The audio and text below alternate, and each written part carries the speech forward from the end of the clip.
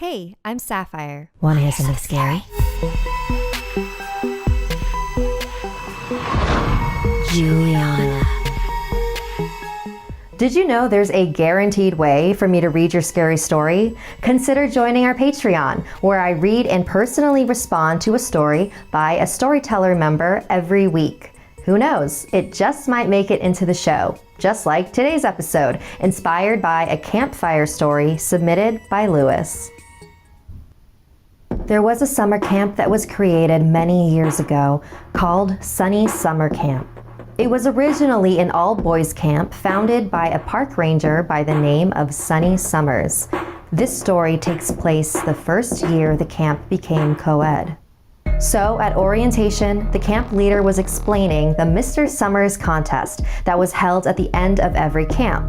The boy who looked the most like the founder would win a trophy and cash prize. A red-headed girl with long braided pigtails raised her hand. "What if we open the contest to everybody this year?" she asked.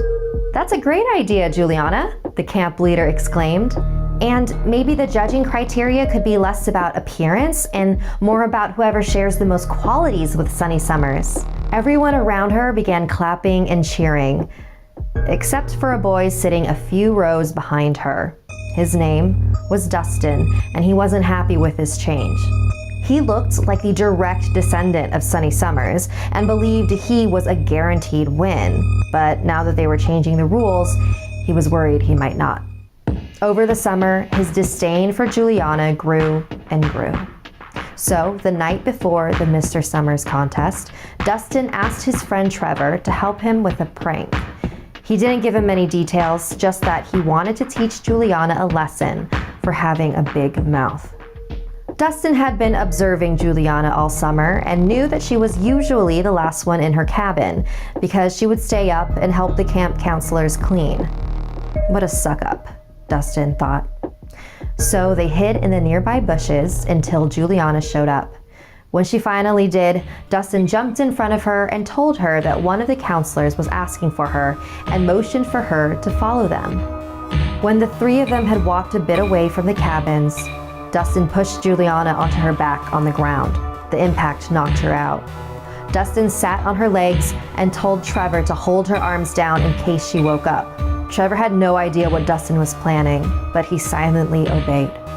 He watched in confusion as Dustin pulled out a needle and string from his pocket and began to sew Juliana's mouth shut.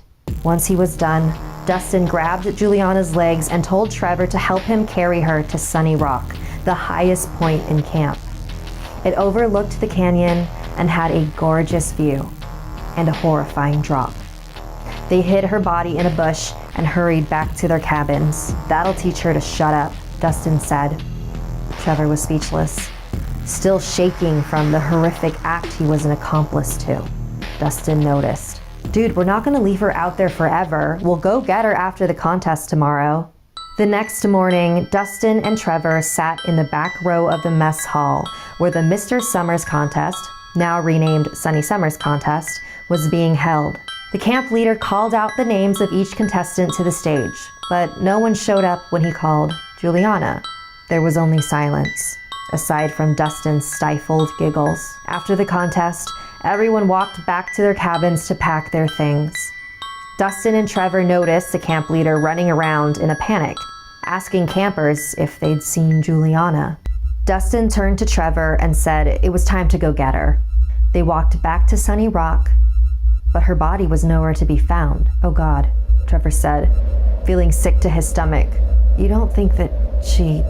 He pointed over the edge of the cliff. As the boys peered over the edge, they heard a voice behind them. "Looking for me?" It was Juliana. She was still alive. They turned around to see her standing there, but she was covered in dirt and blood. Her clothes were torn with twigs and leaves scattered all over. Her eyes were filled with rage, and her mouth was still sewn shut.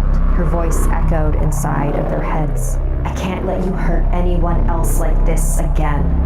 Juliana lunged toward Dustin, which caused him to step back, lose his balance, and fall down the cliff. Trevor couldn't move. and although he quietly stood there, Juliana could hear his racing thoughts bouncing around in his mind. Please, please, please, please, please, please, please, please don't hurt me. It wasn't my idea. I didn't even really do anything. Juliana took a step towards him. Exactly. Many years have gone by since Juliana's death. A monument was erected on Sunny Rock in her honor, and every summer the campers adorn it with flowers and the Sunny Summers sash.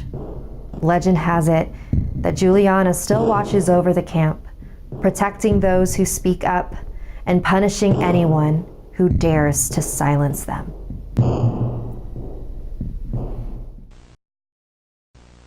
If you're looking for a better night's sleep, I recommend that you try a Purple mattress. They're firm and soft at the same time because they're made from a brand new material developed by an actual rocket scientist. They keep you supported and yet still very comfortable at the same time. And they're breathable, so you stay cool. So if you want to get a better night's sleep, try Purple for a 100-night risk-free trial. If you're not fully satisfied, you can return your mattress for a full refund.